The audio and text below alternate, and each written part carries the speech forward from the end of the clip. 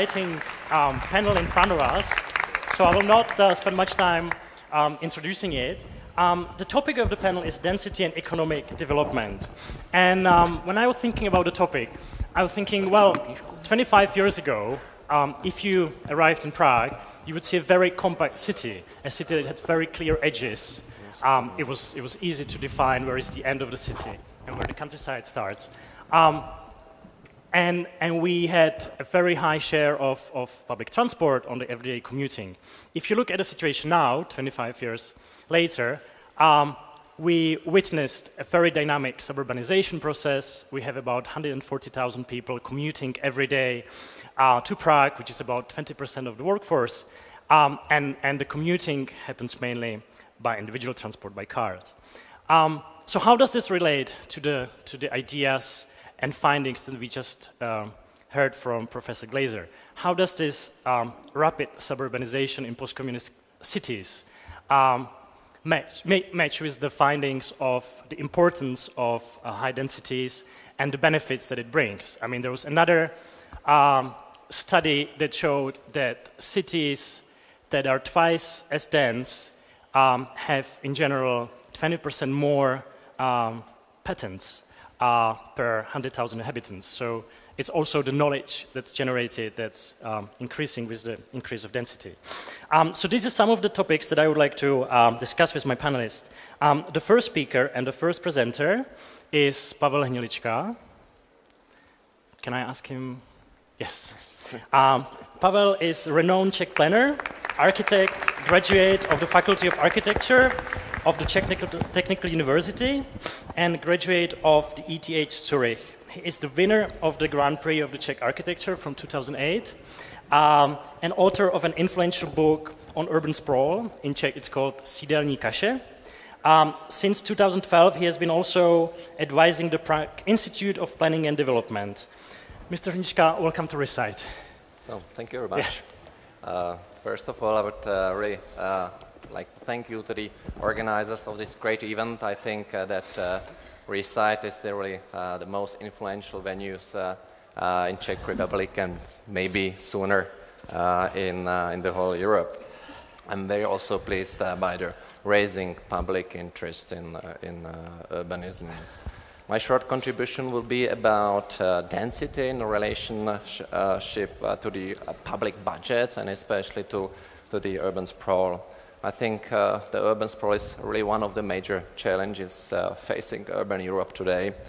And I have to add to the great lecture of Professor Glaser that the increase of population is realized mostly in the rings of the great cities, not just in the cities itself, but very often in the rings and in very far distances from the cities. To understand why cities are sprawling, we have to go back to the times of Industrial Revolution. Cities at the time they were full of heavy industry powered by coal. It meant smoke, dust, and heavy air pollution. It meant also extreme overcrowding, for us today hardly believable diseases, mortal diseases, in total really disastrous living conditions. No wonder that 1848 Marx and Engels published the Communistic Manifesto, to which we are in post-communist countries especially sensitive. Nevertheless, it was generally accepted that by the whole industrial society that the city was an evil, an enemy, which has to be destroyed and replaced by the new order. Look at this young, brave gentleman who is erasing old-fashioned city of London and preparing free ground for the new and happy future, which might look presumably like the proposal for the center of Paris. Old-fashioned city was supposed to be replaced by the new structure where all the people should have enough fresh air, and very likely they were supposed to be symmetrically happy. By the way, 50% of inhabitants in Prague live in similar environments in those Le Corbusier's machines. Or the old-fashioned unhealthy city could be also replaced by this kind of model of urban sprawl, which is usually the common result in many places. Here we see the challenging example, Levittown from the US from the 50s, which is 70 years later, finally produced in similar scale also around Prague. Maybe it is a destiny that we have to go through all the mistakes by ourselves and that we really have to feel them and understand them. Vast areas, not just around Prague, are changing to a certain strange places which are not cities nor villages, let alone a free landscape. We could speak hours and hours about urban sprawl, but I will mention just one aspect. This phenomenon is not just about personal taste. It has a huge impact on public budgets. Here's one example showing why. If the density of a certain area is lower than 30% per hectare, the area is dependent on cars. So without your own private car, you're dead fish in those environments. If the density is rising up to 50% per hectare, it is starting to be reasonable to run public transport.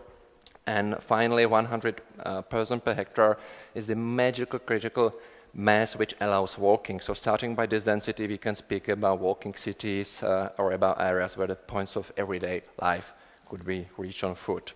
To see more in detail the economical effect, I have chosen a part of the compact city in DAY1 in Prague. So here you see the selected area. This is the size of the public space. And here are the urban blocks. So now I'll show three possible options of completions of these urban blocks. Let us consider that the streets and plazas are being public and urban lots or urban blocks are private. So let us pose one axiom. No matter how many square meters you build on those lots, the amount of money invested in the public space will be the same. So the same money for streets and plazas and different number of inhabitants. And here's one example, the existing one. The numbers in black, they're always the same. Here you see the estimation of building cost, estimation of running cost, and total cost per 10 years. So I come from the fact that the service of all the surfaces and pipes is roughly 70 years. So that every 70 years it has to be replaced by new ones, so new structure. So therefore there is a calculation how much is it per 10 years. So you see density and the total cost per 10 years. If the density goes slower, no wonder that the cost per person, they are rising. And in this case, where we see single-family detached houses, the density is roughly about 21% per hectare, which is automobile dependent. And you see how higher, how much went the cost up. So there's a comparison of this small area in the compact form, row houses and single-family detached houses. You see the again the automobile dependent mode, and somewhere between 100 people per hectare there starts the compact city form with the places where you can walk. And this is the comparison with total cost. So low-rise single-family house development is good, but it is 15 times more expensive than the compact urban form. In other words, the single-family house dweller needs 15 times more from the public cash desk than a compact city dweller. If the first one on the right side pays 15 times more on taxes, why not? But I don't believe that this is the case.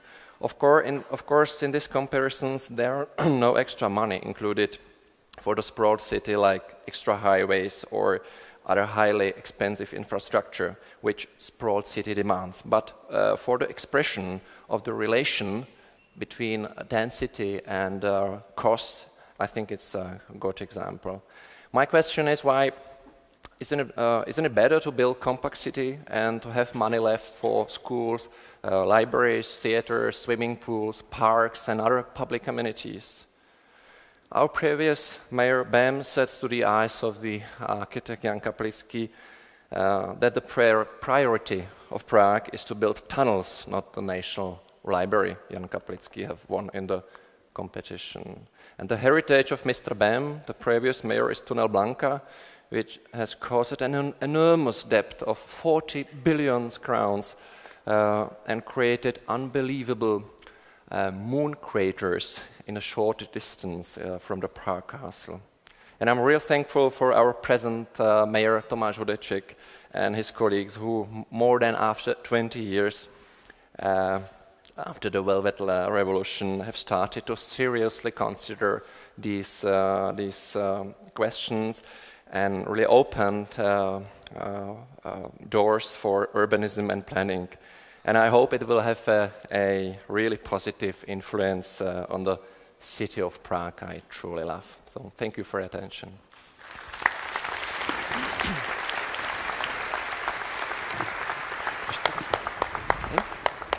Thank you very much, Pavel. I always like when the speakers give examples from Prague or from the context that we are familiar with, and it's very interesting to see when architects and planners are actually using numbers and figures to communicate the message. So thank you very much. I found it very inspiring.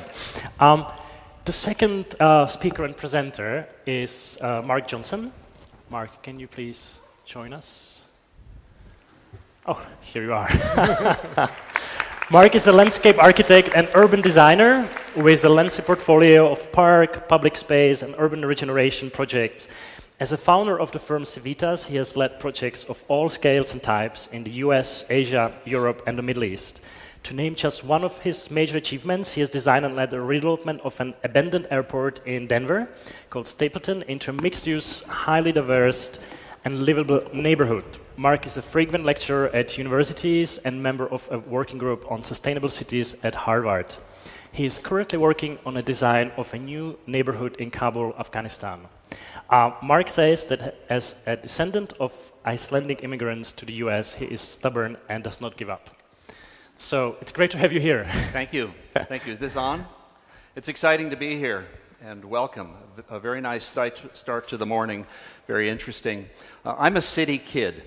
My firm is called Civitas because we're about cities. I like to say we're not suburbitas. And as a city kid, I grew up in Chicago to an immigrant family, a family of people coming from Scandinavia, fighting their way to compete for jobs and to build a life in a new city and a new country. And so this is the American dream, right?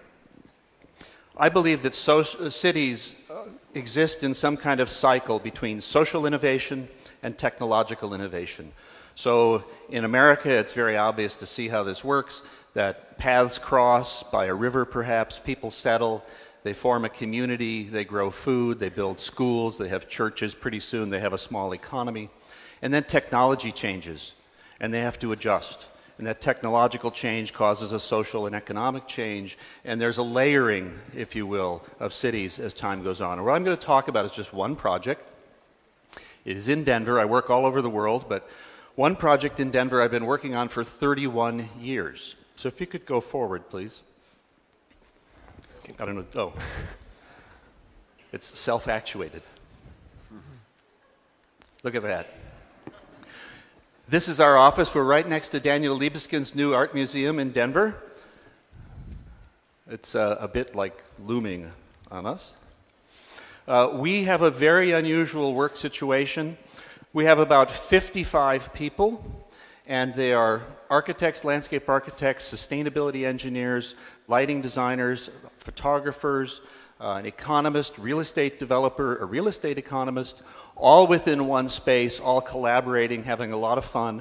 And it's a place for entrepreneurship, a place for co-work, and a place that is very exciting and never dull. We have multiple personalities. We work in many cities. We have focused heavily initially on making transformations through the idea of landscape. This is the Los Angeles River. We have focused very heavily on regenerating brownfields within cities. I'm going to show you one of them. This is Stapleton Airport, top and bottom. And we focus very heavily on trying to somehow inspire, trigger, or catalyze social innovation, because I think the social drivers are actually what make cities functional. So this is Denver. For those of you who haven't been here, it's quite a beautiful setting. But as you can see, it's a low-density city. It began where the Arapaho Indians and the Ute Indians camped and traded, where a creek meets a river. And then these people showed up, and things began to change. The new technology was railroads. And if you look to the top of the screen on the right, you will see smokestacks coming in along the river, because the railroads follow the river, because the river has an easy gradient, and that gradient enables industry and transport, which is really about the railroads, not about the river, leading to a city. This is how that city developed. Right in the middle of the picture, if you look carefully, you will see the train station. It's exactly in the middle of the picture. And on the left, you'll see that same little river, the Platte River. And in between, there are 8 viaducts and I don't know how many railroad tracks. There's industry, there's smelters, there's just about everything that you can do with production of industry using the railroad happened in this valley. This valley was connected across the river and the railroad by these things called viaducts. And when I got there, it looked like this. We began in the 80s with the idea that we could transform our river, that we could give life back to the river, and if we gave life to the river, it could bring life back to the city. We rebuilt 2.5 miles of the river for aquatic habitat and boating. We built, as a community, over 400 miles of bicycle trails, mostly following the rivers. And we did this drawing in 1988. This drawing, by the way, is 1.5 by 3.5 meters. It's really big. And I was presenting it one morning at a breakfast forum of business, and I unrolled it and talked about this vision of how we could grow our city back to the river based on making the river green. This very, very simple idea. And the mayor said, "Can I have this drawing?" And this mayor took this big drawing everywhere he went for 5 years. And for 5 years, he and I worked together to try and make this transformation happen. We began working on that train station itself to find ways to bring new transport systems together at an intermodal hub in the core of the city, because the train traffic had fallen to almost nothing. And this is what this looked like in 1998. You can see the little creek and the river, the remnants of the viaducts and industry. And this is, here you see the train station on the right, Denver Union Terminal. So I'm talking about 31 years of effort here, over 30 different projects. Here it is from an airplane. You see the train again, the little river. And here it is about 5 years after that. This is about 2003, as we built the parks, restored the river, started to build infrastructure. And the resolution is terrible, but you get the sense of what's being built here. Most importantly, we built bridges. We designed 3 bridges to connect across the railroad tracks, the river, and the freeway, to unify the west and east side, to open up connectivity to the core of this valley. And we brought that connectivity focused almost entirely on walking. We juxtaposed nature directly against the new infrastructure and the new building, so that today you have this condition where you have brand new, very high density buildings, which, by the way, some of these are rental buildings. It's a mix of rental and for sale. And we involve many volunteers from the school across the community to investigate and work with the science departments in the schools to restore the landscape and to bring nature and wildlife back into the core of the city. So that today we actually, where this was a warehouse, we now have a wetland in the heart of our city. Again, bike trails became very important.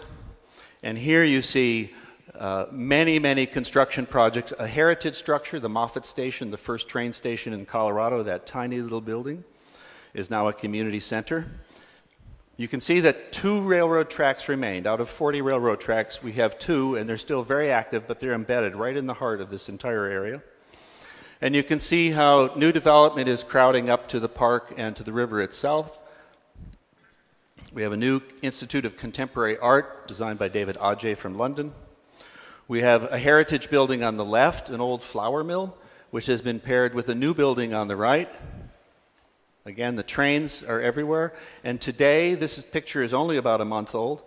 We are building a new intermodal train facility behind the station so that if you look carefully, you see it embedded here into this district, which is rapidly, today has about 1 million square feet of commercial space, about 6,000 residents, and about 200,000 square feet of retail space, all packed into about 60 acres of property, or something in the neighborhood of 25 hectares of land. And that's it. It's become the heart of our region, the heart of our city, and built new confidence into Denver that people can make a change in their city. And thank you.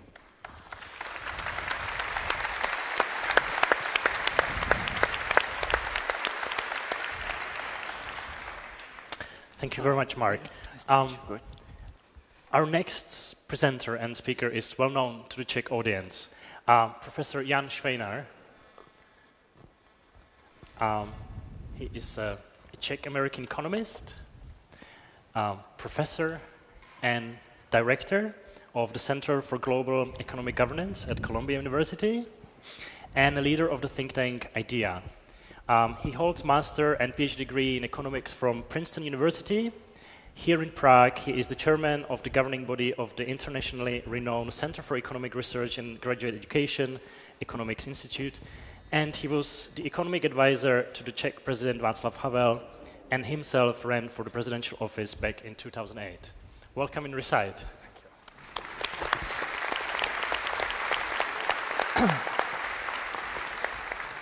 Thank you very much. Thank you, the organizers, for having me. I have to apologize for two reasons. First, I'm an interloper in the sense that I'm not a specialist in this area. But it's a pleasure to be here. I've learned a lot this morning. Second, prior to accepting the invitation to be here, I accepted some other commitments. I will not be able to stay for the length of the discussion.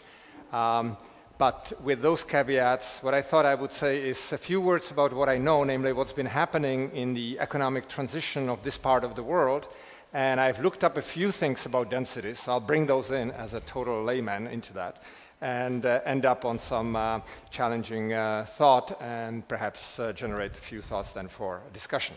So the question for this part of the world is kind of, is the transition over? You know, they moved from communism to democracy, from central planning to a market-type economy.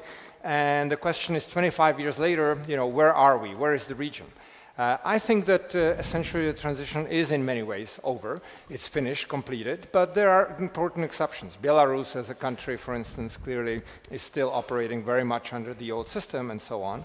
Some people have selected markers like, have the countries joined OECD? Have they joined the European Union? To what extent are they already considered by institutions such as the World Bank to be countries that have made it? So if you look at it at these various indicators, in fact, you'll see that very few of them, all the countries in question made. So these are the countries that joined the European Union, so in some sense they've achieved a major thing. But you go further out and include more of the countries in the region, and clearly they are not there yet. So on a number of these indicators, if you really want to sort of check off, have they accomplished? Well, obviously not, yet as you walk through Prague and other cities in the regions and the countryside as well, you have to admit these countries very much resemble the rest of Europe, so in many respects, in terms of functioning, they have made it. Now, the one sort of sore spot for the inhabitants here is that they expected that 10 years, perhaps 15 years, but certainly not 25 years in, they would be somewhere in the Western European level of income per capita. And as you can see right here, they obviously are not. They have a way to go. Some of the countries, and sorry, this is, I see all, actually, so you have Slovenia and Czech Republic being close to the European Union, which is on the left, the red one panel. So the others are quite far behind, even after 25 years of development. Here is the gross domestic product per capita in current US dollars, everything converted into one currency, could be euro or the US dollar. When you look at the progress in convergence, so here for each country, you actually have several points in time from 1995 all the way to the present. And for many of them, you obviously see progress and continuous progress. But if you look at the two countries most on the right, which is Czech Republic, and there is actually Slovenia all the way to the right, you can see the progress is uneven. In other words, you can have movement up in terms of how rich the country is in this measure of GDP per capita. Here it's adjusted for purchasing power parity, but it's not necessarily monotonous. As you see, the rise in Poland, that really has been step by step always increasing. In others, they are going forward, going back. So that's a big question. When you look at the increase over a long period of time, from 1993 to 2012, the last 20 years, you can see that the new countries, which you cannot read here, but basically the countries in red are the countries that are the new members of the European Union, Central Eastern Europe, and the blue ones are the ones that are the old members, or the Europe that was there in sort of Western Europe before. So clearly you can see that the rate of growth has been faster in the new member countries, so that's a measure of success. Here it is measured in their local currency unit, LCUs. If we convert it all into a common currency, excuse me, I'll go back. So this would be in US dollars. Actually, most of them, the red ones, are to the left, growing faster. So they are doing very well. Their currencies are appreciating on average vis-a-vis the more advanced countries. And so their growth rate is fast. So in some sense, they are achieving here, right? There is convergence in the sense that countries that start with higher income per capita grow slower than those that start with low income per capita. And the interesting picture is when you look at the coefficient of variation, namely the dispersion here. Look first at the red line. These are the European Union countries that are not the new ones, the ones that were there from the very beginning. And as you can see, the convergence is not much. It's a flat line, meaning that they are not converging to each other at any kind of rapid rate. You then look at the blue line, which are the new members from Central Eastern Europe, and they are converging. In other words, the line is decreasing, so the variance is shrinking. And then the green line is all of them together, and clearly the new members are pulling this line down, so they are achieving convergence on behalf of Europe by converging among themselves. Okay? When you look at the source of growth in these transition economies, a lot of it in the green part is total factor productivity. They are becoming better at what they are doing. Without using more labor and capital, they are able to actually produce more of what they are producing. And the blue part is capital. A lot of it is foreign investment, so they are clearly investing. They are in the stage where they are catching up. So all that is understandable and is expected. When you look at the growth over a long period of time from the 1990 beginning, from 1990 on, most of these countries actually had a severe recession, which came as a surprise, but then they started growing up. And if you look at it again at the GDP at current exchange rates, you'll see them, some of them as Poland on top, doing really well, and some of the other countries doing quite well as well. So all that is a story that you can see is a lot of progress, but at the same time, the expectations were clearly much more positive and buoyant than what we see. Inflation, these countries were textbook examples. If you wanted to study hyperinflations, you came here to study it in the 1990s, but since then, achieved pretty much level of price stability that's comparable to the advanced economies, very much engaged in trade. If you add imports and exports together and divide it by how much they produce, as you can see, many of them are actually producing and exporting quite a lot. And a lot of it is going to Europe. They are really integrated into the EU, European market, so they are truly members of the European Union in terms of where they export and to significant point where they import from as well. Okay. In terms of employment, the red line is Germany as a benchmark. So as you can see, the employment rate, how intensively the population of working age works, very, very similar. When you go to the countries further south, that rate is lower, but those are the economies that are more rural, have significant informal sector. So again, it's not necessarily a measure which would suggest that they are not active, but unemployment, of course, or underemployment can be quite significant in the ones that are poor compared to others. Similarly with unemployment rates, I'll skip that. And the question that they all are asking, when will our wages be similar to those in Western Europe? I think the point of departure is again to stress that wages have actually increased dramatically, okay, but nowhere near to equalizing or anywhere near coming close to equalizing what we see in Western Europe, and that's the point of frustration that you see, and it's reflected in the voting pattern and so on and so forth. So let me now switch to a few things about urbanization and density. So this is sort of the picture of urban population and how it changed over the last 15 years. And as you can see, there are some countries where it has increased dramatically and some where it has decreased. So the main message that I'm getting from this is that there is actually quite a lot of diversity among the countries in the region. If you take the extreme cases, the European Union, we basically have relatively steady share of urban population. Czech Republic actually is the extreme case of declining, and then countries such as Montenegro growing dramatically in terms of the share of urban population. When you look at the population in the largest city, you have a diverse story again. In some it's declining, some it's growing. So, Hungary, for instance, declining significantly, Czech Republic steady, some of them increasing. Okay, population density and in terms of growth and decline, again, different stories across the region.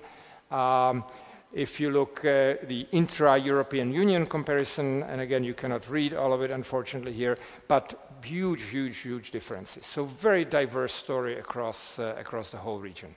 Okay, population density in terms of rate of change over the last 10, 15 years. Again, major difference across the different parts of the world. Let me switch now to the very end. This is just showing you these economies really, even in terms of structure, in terms of share of private sector.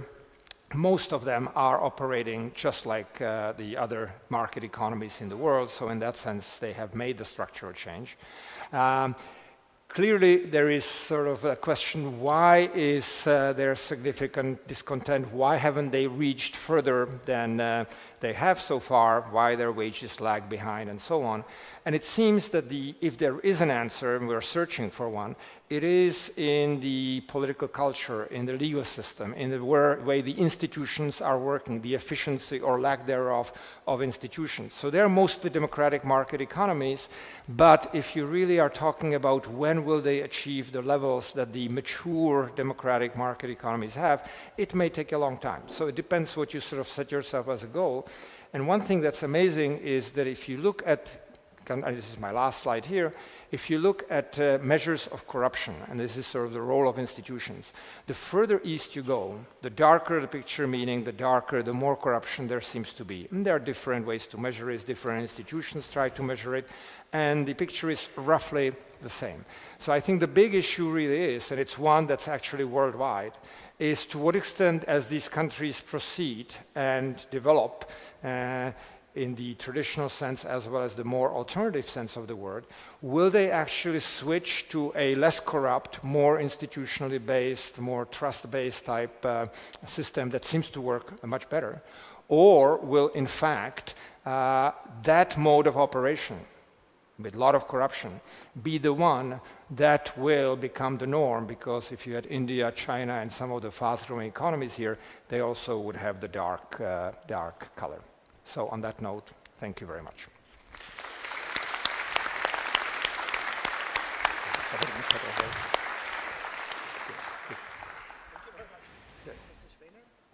Thank you very much. I always admire how you can explain what seems as very complex data in a very open way, and I find this is a great start for our discussion. We got a lot of solid data on the economic development. We got solid data on the trends in urbanization. We see that we cannot look at countries in Central and Eastern Europe as the same. There are differences. So let's start our discussion. I would like to invite here on the stage Mr. Sándor Finta. He is currently chief architect of Budapest. Prior to his appointment in 2012, Mr. Finta was the lead designer and founding member of Sport Architects as a design studio based in Budapest. He's also a lecturer at the Department of Design at the Budapest University of Technology and Economics. The next speaker to join us is Mr. Koláček. He represents the political leadership in cities here. He's the only representative of the political sector. Mr. Koláčik is deputy mayor of Pardubice. He's in charge of urban development. He has been the councillor there between 1902 and 1994, and then continuously since 1998. For those who are not familiar with the city, Pardubice is located some 100 kilometers to the east on the rail line between Prague and Vienna, and is famous for its chemical industry, namely production of Semtex explosives. And Pardubice region was awarded the title of the most attractive region for investors in Central and Eastern Europe. And we are honored to have Professor Glaser once again on the stage. I think there is no need for introduction. You've introduced yourself really well already. So thank you all for being with us. I would start with our guest from Budapest. We have seen that Hungary is experiencing one of the most dynamic declines in urbanization, in the percentage of urban population. What is the trend? What's happening in Budapest? Yeah, first I feel comfortable myself very much because I learned a lot from Jan last slide. So the Czech more corrupt than Hungary. It was very surprised to me, so I became as optimistic as Ed right now. Yes, the current trend in terms of density, let's say. So just say some numbers. So the 20% of the whole population of Hungary lives in the city, in Budapest. And if we are talking about a bigger agglomeration, 30% of the whole population is living in the city and producing the 40% of GDP of the whole Hungary. And when the communist system failed, the suburbanization started immediately, let's say. So the people went to the agglomeration around the mid-90s, let's say, especially 95. But this trend stopped 2007, and people come back from the agglomeration right now.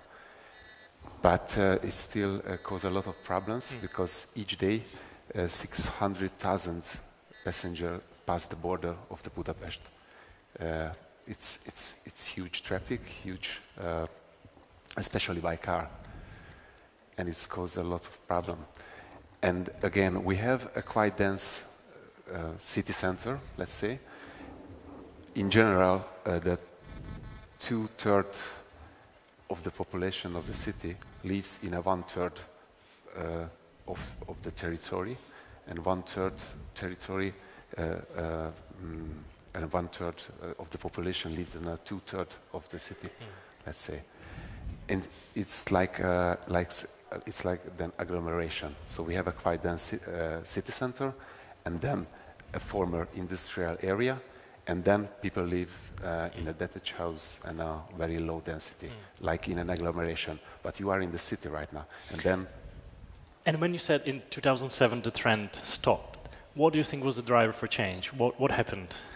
Was it a regulation, or was it a market force, or what?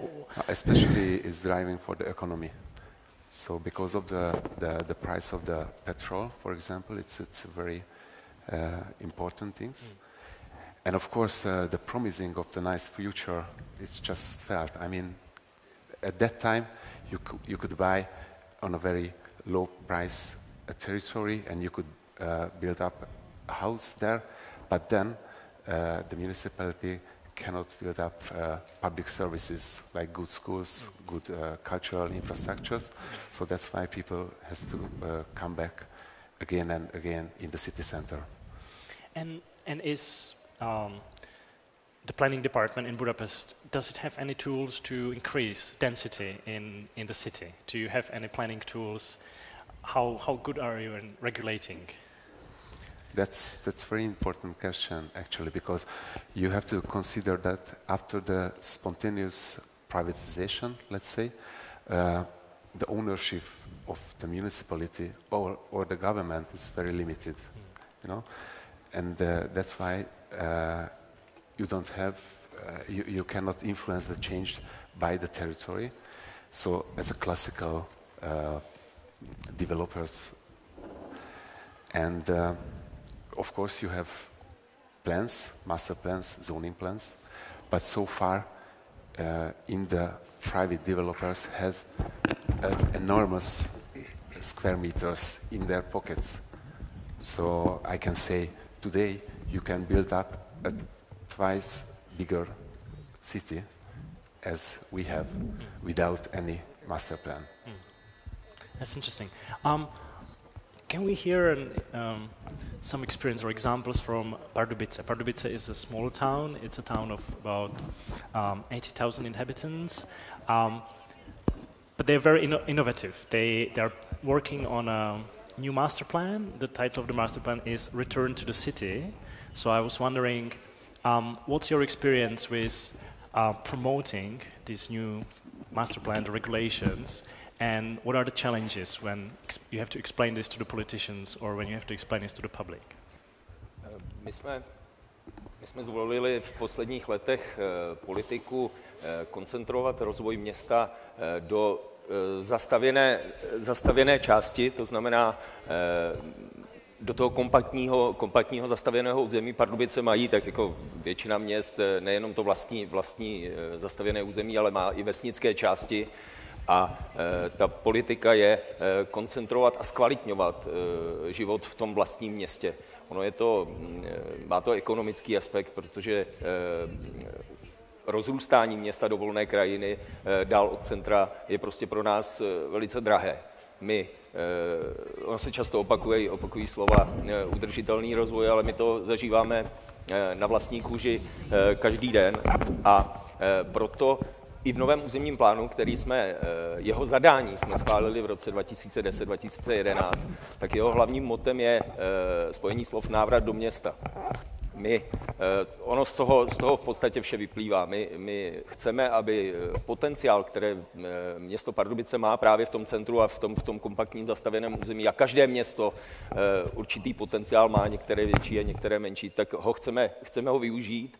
A nástrojem pro to je právě územní plán. Starý územní plán, který je z roku 2001, tak ten umožňoval poměrně velký rozvoj v okrajových částech. My tohle chceme v novém územním plánu omezit a v podstatě ty vesnické části by samozřejmě nemůžou být bez rozvoje vůbec, ale soustředíme se na to, aby to byl rozvoj, který odpovídá velikosti toho sídla, aby se nám nestalo, že vesnická část najednou bude mít trojnásobek obyvatel. Jak už jsem říkal, je to drahé s tím, že se lidé stěhují mimo to kompaktní město, tak to přináší okamžitě tlak na to, aby jsme tam zavedli městskou hromadnou dopravu. Městská hromadná doprava nás stojí někde kolem 10% celého rozpočtu města. Další hned následuje tlak na občanskou vybavenost, aby tam byly školy, školky. Pokud se tohle neudělá, a je to drahé, pokud se tohle neudělá, tak ti lidé prostě cestují do centra a ve velké většině prostě cestují osobními auty a zase opět je to drahé, protože přichází tlak na to, aby jsme zkapacitnili dopravní infrastrukturu už i v tom centru města. A zase je to ten udržitelný rozvoj tam prostě se snižuje, protože město nemůže ufinancovat úplně všechno, co by chtělo. Takže pro nás tedy hlavním nástrojem je územní plánování, územní plán, ale musím přiznat, že tak, jak se bezproblémově tohle zadání schválilo v roce 2010-2011, tak teď, kdy je těsně před odevzdáním variantní návrh nového územního plánu, tak zažíváme poměrně velký tlak od majitelů pozemků právě v těch okrajových částech, aby tam ten rozvoj byl umožněný podstatně větší, protože pro ně to jsou samozřejmě peníze, které v té zemi mají a ten potenciál, kdyby tam byla možnost stavět rodinné domy ve velké intenzitě, tak oni to prostě vyžadují. A ten tlak samozřejmě je veliký. Pardubice jsou malé město a tam se téměř každý s každým zná A ti lidé prostě vyvíjejí tlak na své zastupitele, aby tohle nějakým způsobem změnili, tu politiku města. Není to vůbec jednoduché tomu čelit.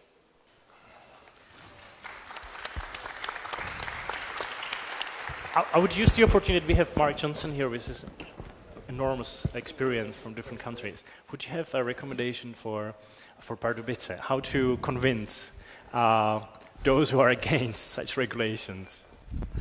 Oh, that's a tough one. You know, everything that we do relies on building, engaging people and building a political alignment around what's best for everybody. It's critical that the population understand the bigger features. So the sprawl is very expensive, but the compact transport system is also very expensive. But we know that the compact transport system with higher densities, with people living more closely together, is actually more efficient. And it supports the exchange of knowledge that Professor Glaser talks about. And it is, in fact, the fuel that will keep the city growing. But it's difficult for people who are living on the edge, who just want their home and their own green space and so on, to accept that they, in fact, are a burden on the rest of the city, but they are. And so it really is a political exercise. It's nothing more than a political exercise, but in many situations we lead hundreds and hundreds of meetings to try and convince people to sway the political will in the right direction. Thank you. Professor Glaser, when you talk about higher densities, it generally means bringing more people into cities. Now, in the post-communist cities, we face a situation where we have very low birth rates and we have restrictions on migration. So what's the solution there? I think the starting point, actually, it may be somewhat helpful given what we've heard today, and I think your comments on paying for development really are crucial for understanding this, is that there is something fundamentally different between the perspective of the economist and the perspective of the architect. In many ways, great architects have a vision of a space to live in, to work in, to be around, and that they are trying in some sense to make the case that that vision will actually be the right vision. The view of the economist is fundamentally different, whereas the economist ideal in some sense is choice, is freedom, is telling people not that I know the right way for you to live, but that in fact our objective is to give you lots of different ways to live and let you choose which way to live. And that's where the two disciplines start. Now, where they meet, in fact, is that the crucial element of giving people choices is that they must pay for the social costs of the different choices they make. Right, for you to be anywhere near for the economist. And that was, in some sense, it was almost a throwaway line in your discussion, which is we like density because the costs of low density living are so high relative to high density living, and we know we're never going to get to actually charging people for low density living. And I agree with that. And that's, I think, one of the reasons why we see the pluses of density. Now, that being said, I would, as an economist, continue to argue for pushing on both margins, both for allowing there to be more development in the dense core, but also for charging people for the social costs of their actions in lower density areas. And I think that's part of it, right, that we really do. And it's unpopular, and it's one of the reasons that those of us who are neither running for office nor trying to get our plan passed, it is the job of the scholar in public discourse to say unpopular things, right? It is the job to sort of advocate for congestion pricing years before there's any chance of it getting through. Now, when it comes specifically to how do we deal with depopulating cities, declining population areas, and so forth. On one level, be grateful that this puts less pressure on higher housing prices, right? This is also part of this is affordability. But I think, in fact, the declining population is an invitation for architects to compete on creating more attractive space. It means that you don't have this free lunch of having a flood of people who are going to buy whatever space you put up, but rather that you have to create great urban spaces. And that in some sense, you know, keeps you lean and hungry, and I think makes it possible for the Czech Republic to lead the way in terms of and transition economies more general in creating really exciting urban spaces. I would stay with you for a while. You have a very strong argument about, for instance, when you mentioned Paris and you say Paris, there is no affordable housing because there are restrictions on new constructions. Now, most of the cities in Central Europe have very historic cores, and we have heard from Mark Johnson that he believes that this is the most important potential of our cities. that we're a great place to live, we can attract talents, we can attract investments because of this potential. Where is the balance between preserving that and going in for higher densities? Or in other words, can some critics of you propose that you may be an advocate of developers who want to get the highest revenues from their plots? Well, two things I would say. First of all, I've never been in favor of giving things away to developers. In the US, I'm in favor of actually charging developers to build up. So, in fact, I don't want in any sense to be giving a handout to anybody. I want there to be a fixed fee for moving up rather than... but I think, secondly, more importantly, the actual decision as to where to allow higher density, that's something that each community has to decide for itself. That's not something which I can paratroop in and say, this is obviously the right place to build. Now, I'd say that there are European cities where I'm both more focused on the degree of demand and the political structure, where I feel pretty clear that the only answer, for example, is high densities in existing brownfields. So when you look at London, right, the ability to sort of London, both politically and just, both the aesthetics and the politics say that basically there's very little that you're going to be able to do on any of the built-up areas. So basically you're asking yourself, how much space can I deliver in London's existing brownfield spaces? And that's probably the right answer to what you're thinking about. Now, Eastern Europe is particularly interesting because it's the one part of Europe where there are areas that are built up where nobody cares about the history. Right, that for whatever reason, and you see this in Berlin as well, right, for whatever reason, the Soviet era, the Warsaw Pact era buildings are among the least loved that I've ever seen in any architectural community. I'll speak mostly for sort of Berlin in this, where they preserve Wilhelmine buildings, they preserve even Nazi buildings, but the Soviet era buildings they're happy to tear down, which creates the equivalent of brownfields in some transition economies. And that's a local question. It would not have been for for the business of an economist to say, well, you shouldn't preserve these buildings or you should preserve those other buildings. That's your choice. But ultimately, it becomes a local decision. And I think, to me at least, the other point that I would make is when you are going to build, don't then say, well, keep it short then, right? Then once you're tearing down a piece of history, then push them to create as much new housing as possible in the area because you've got a limited space and you want to get as much out of it as possible. Yeah, thank you very much. I would go back to Pavel Hnilička and ask him, you have a experience from different cities. Pardubice is perhaps a pioneer in trying to bring people back to the core of the city. Do you think that politicians and planners in other Czech cities have enough arguments and incentives for introducing similar policies? I think what he mentioned, the relationship between political decision and wisdom is crucial. And I think that the transition from post-communistic country to a Western society is not over yet in this sense, because I see so many bad political decisions without the wisdom, and I'm really pleased to hear the example you said in Pardubice, which should be actually normal, but it is not normal in our society. Our society still want to tackle the danger of industrial cities.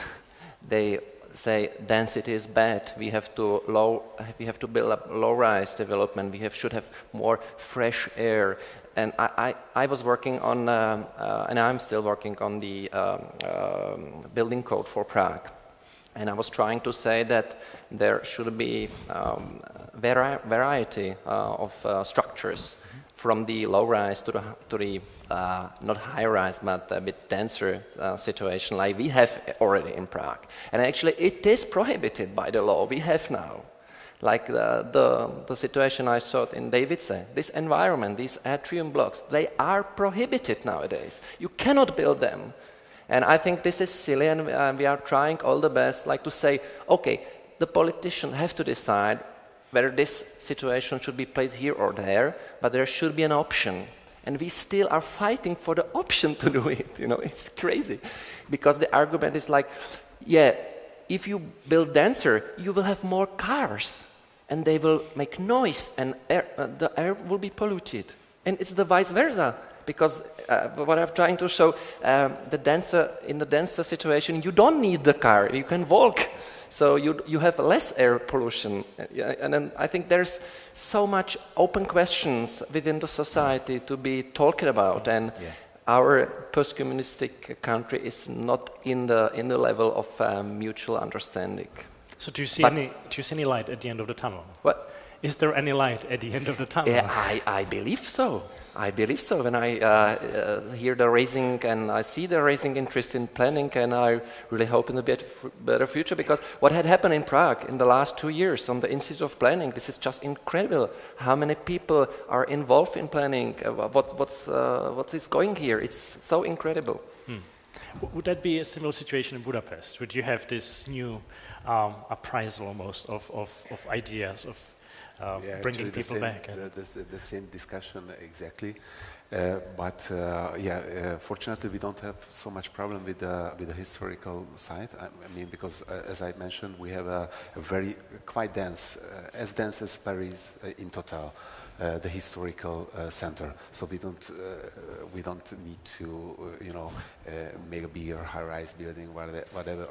But around this historical city center, there is a huge former industrial zone, which we should react somehow and redevelop it somehow. And it's not that easy. We are going to make a new master plan actually, and we try to give these areas a higher density, but it's not enough. Just a master plan is not enough. It needs, these territories needs a more complex economical, financial instruments, lower taxes, whatever, to make denser this area. And how is it with the provision of public space? If you're talking about new neighborhoods within the boundary of Budapest, who is providing new public space in this highly dense areas? Is it the developer or is it a city who is paying for the infrastructure?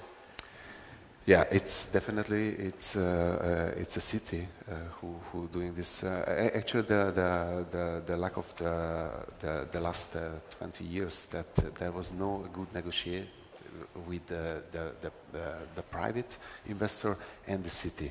So, in addition, in Budapest there is a double layer municipality level.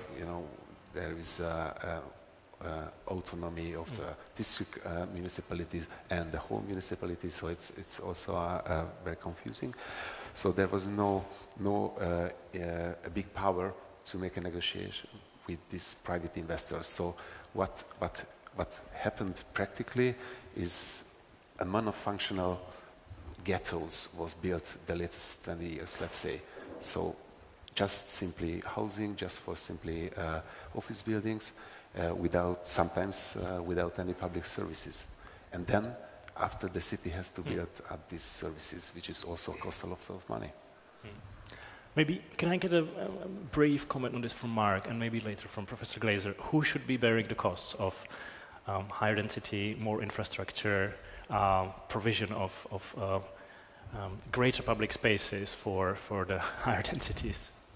Well, I think that the healthiest condition of a city is a condition of constant change.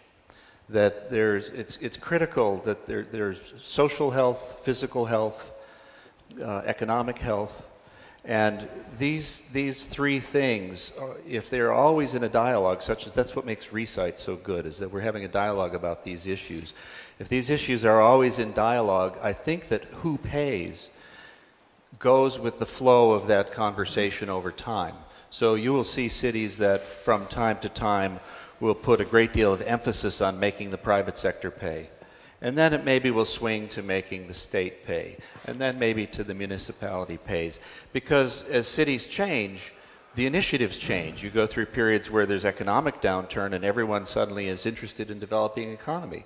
And then you have social strife and everyone is interested in improving the quality of life so that the social strife calms down. And then you find that people are disconnected and moving out and you have to build new infrastructure. And so the who pays is always a matter of negotiation. But my point is that negotiation itself is the driver of the city. And without the constant negotiation, you just have death. I agree with that, but I think it is. I mean, most of what's called private sector, it doesn't, fundamentally property owners pay. Whether or not they pay through property taxes or they pay indirectly through, various forms of fees, it's still fundamentally property owners pay. And I think that's usually thought of being the best the best strategy, except for cases in which the city is too poor to act and it actually has to rely upon national government transfers. I'm working on a project right now in California, which is a very large P3, okay, about $1 billion of private capital coming to a city to build public infrastructure and public facilities. And this is growing in importance around the world because governments don't have those resources. And I want to put on the table a question as to what happens with this is, so the private sector spends $1 billion and the city gets new facilities, new public space. Everybody's very excited because they had no initial capital. But now that city, that population is bound to 50 years of payment. And how will that 50-year obligation become an opportunity or a burden? How will that affect that city's ability to be adaptable and resilient? Because remember, today we talk about resilience, but adaptability is as important as resilience. The way that we avoid problems sometimes is to adapt. And as we become more and more privately funded in public places, I worry that the adaptability of leadership will be bound and it will have a long-term decaying effect on cities. And when you were talking that the cities are paying back, it means they're paying back for the investment, and then they have to pay also for the maintenance of the, of the infrastructure. For 50 years. Yeah. You're stuck for 50 years with one decision. I think it's very dangerous. So, again, what would be your advice to a small town as Pardubice, a city of Pardubice, where, I mean, I witnessed some of the new developments where they kind of in the middle of nowhere or very badly accessible without much infrastructure. So what should be the leverage when dealing with the developers in terms of provision of infrastructure? Well, you have to find one way to get one to pay for the other, right? Because if you say you cannot you cannot sprawl on private land outside of our boundary. You make a boundary and you say no building.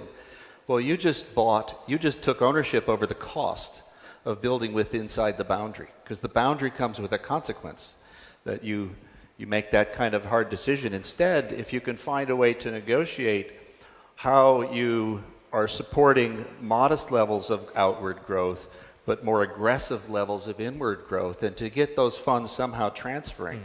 I'll give you one example. At a project that I worked on, a very big project, we were able to get ownership of the property in the process. And during that process, as we developed the property and then we sold this property to you, we put a covenant on that property which allows us to collect 0.5% tax on all future sales of that property. Every time that property sells, we take 0.5% of that sale, and of course if today it's $200,000, in 15 years it's $500,000. And it goes into a foundation, a community foundation, which is there to support initiatives in the community which the government typically cannot support. So we've tried to build an endowment out of the project. So pretty creative, and it's real, it's happening, and it's working. And by the way, no complaints. No complaints at all. Great. I think it's exactly the time for questions from the public. Dobrý den, Fialka. Ja by som mal otázku na pána Koláčka. Je to veľmi super počuť o tom, že sa buduje a tvorí nový územný plán. Ja by som sa chcel spýtať, aké sú ďalšie nástroje, ako dosiahnuť ciele vášho nového územného plánu. Ako sme už počuli aj od pána Glazera, je potrebné ľudí nechať vybrať, kde chcú stavať, ale musí za to zaplatiť nejakú daň alebo nejakú cenu. To je vlastne asi odkaz priamo na nejakú daňovú politiku, ako vlastne stimulovať alebo ako na nejaké strategické nástroje, akým spôsobom sa dá stimulovať rozvoj určitým smerom. Tak či máte nejaký vízi toho, ako vlastne dosiahnuť ten finálny obraz mesta, ktorý vlastne teraz nejakým spôsobom definujete? Ten rozvoj, ono někdy stačí nebránit. To by možná taky mělo být cílem města, nebránit soukromým iniciativám. Nemusí všechno se stavět z veřejných peněz.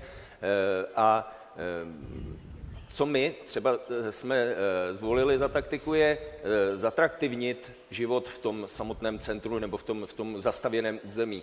Ono to také něco stojí. To není jenom to, že rekonstruujeme parky, musíme se o ně starat, podporujeme kulturu i na ulicích, kulturní akce na náměstích, sport ve městě, starost o zeleň a tak dále. A z toho vlastně vyplývá ta atraktivita, podporujeme zaměstnavatele.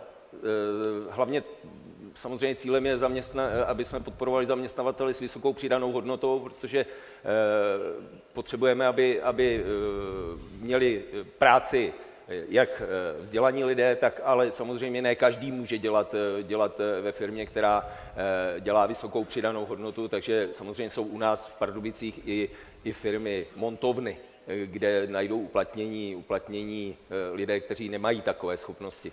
Ale cílem je prostě zatraktivnit ten život v tom vlastním městě a ono se to nakonec i finančně vyplatí, protože nás potom nestojí vlastně to, že lidé se stěhují někam jinam a to je pro město drahé, ať už tím, že je odliv obyvatel z města, to je přímý dopad na daňovém výnosu, protože samozřejmě my dostáváme příspěvky ze státu do rozpočtu podle počtu obyvatel, to je největší část, jsou tam nějaké daňové věci, ale tohle je hlavní část rozpočtu města. Takže, jak říkám, zatraktivnit ten život. And next question, please. Great. Thank you. I would like to ask a question about Denver because I think this is an extremely interesting example. We were discussing who's going to pay for this kind of steps. Who did pay in Denver for the first steps in your plan?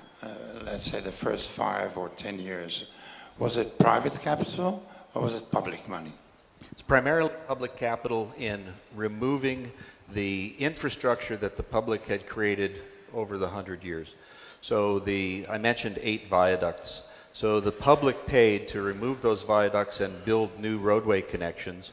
The private sector removed all of the industry, did all of the cleanup of the environmental, and then there was a joint taxing district established which paid for very localized improvements that enabled the development site by site. So it's a blend, but the initial initiative was public. Thanks. Next question, please. Here. Good day, I'm Brad Machala. I have a question for Ed Glazer.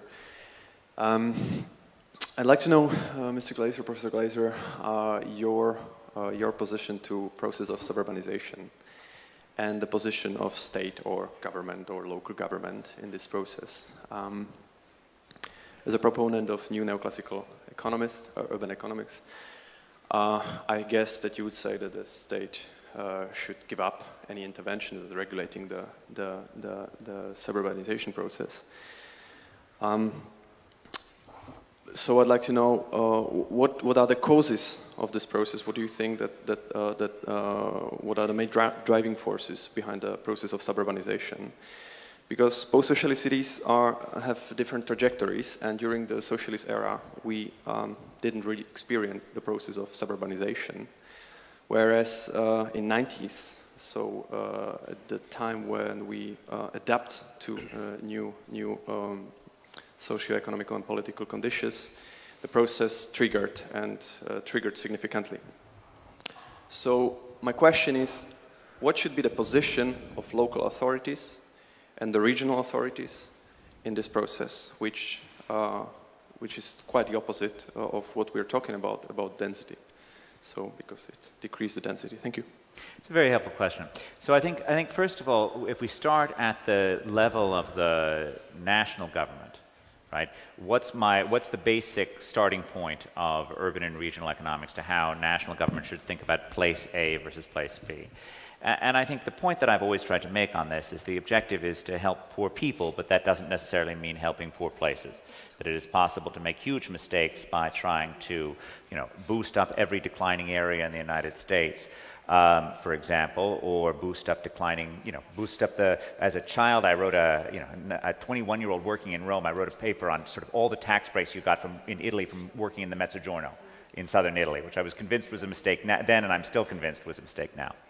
Now, when you come to cities and suburbs, right, where again you sort of start with this vague premonition of spatial neutrality, we aren't at a position of spatial neutrality, right? And that's fundamentally the point, that there are both governmentally induced false incentives to suburbanize and also market failures that need to be corrected that have to do with suburbanization. So we may start with the objective of this spatial neutrality, but when we look at suburbanization, the federal government was in the business in the US of paying for highways for decades. In fact, the Obama administration has been more aggressive than any administration in history of using general tax revenues to pay for highways, of not charging drivers for the highways they use, but using income taxes or debt to pay for it. Right? This is a terrible mistake. Each new highway that cut through an urban core in the United States after World War II reduced the central city's population by about 18% relative to the rest of the metropolitan area as a whole. Right?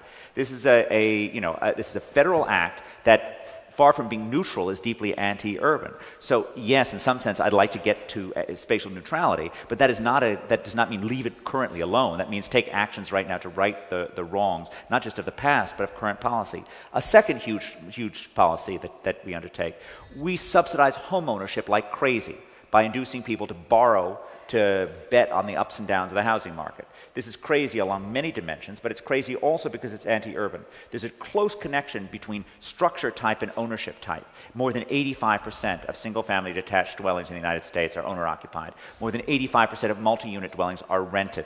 Right? Ownership type and structure type go together in part because if you actually try and rent out a single-family detached house in the United States, the renter trashes the building. Again, reforming this is a question of getting towards spatial neutrality.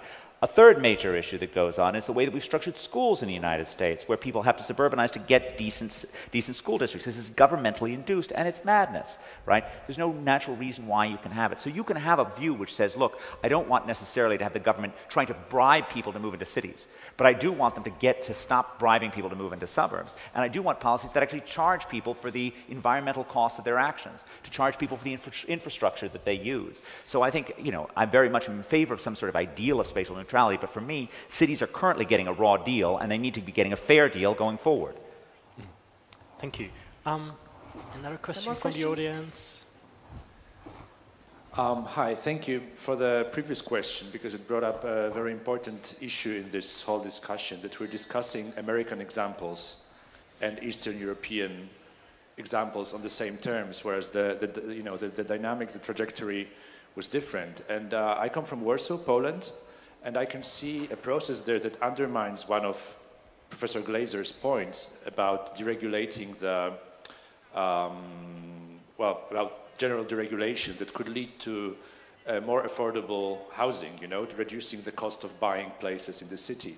Warsaw is perfectly deregulated when it comes to building new housing, yet the housing keeps getting more and more expensive and less affordable, and the city core is actually getting completely unaffordable for the average income people. So my question is, how do you make sure that this doesn't happen? Because it doesn't automatically lead to affordability. Thanks. Well, it's a question in some sense of what's being built.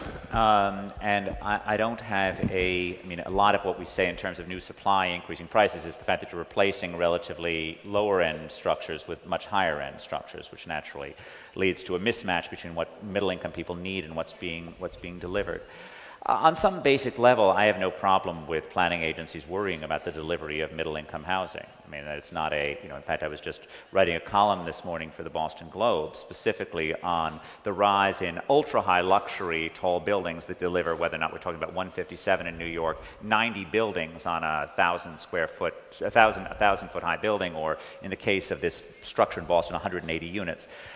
I think that these can often be glorious additions to a skyline, but they're ultimately not about affordability. They're about, unless you're talking about affordability for billionaires, it's not ultimately solving the problem. So I think making sure that you have a planning structure that makes it relatively easy to deliver middle-priced, middle-sized rental units for ordinary people I think that's got to be part of the solution. And indeed, just when we think about this, you know, the tasks that are ahead, and I made a comment earlier about what architects, what design can do and what it can't do, right? I think solving all the problems of inequality is not something that architects can do. I think that actually working to create more energy efficient living is something that architects can do. But architects can also work to try and deliver more affordable but still beautiful and safe structures. And when I think about both affordability in Warsaw and even more importantly, affordable safe housing in Kinshasa, in Karachi, in Mumbai, this is something that is the challenge of the 21st century. And I think as I hope that some of you, particularly those who are younger, look forward to your future, take up that challenge. Think about how to deliver space that is inexpensive but still glorious for the 21st century that can transform the cities that are transforming humanity. Thank you very much. I think we couldn't wish for a greater conclusion of our discussion. Thank you very much to all distinguished panelists. It was a pleasure to have this discussion with you. Thanks a lot.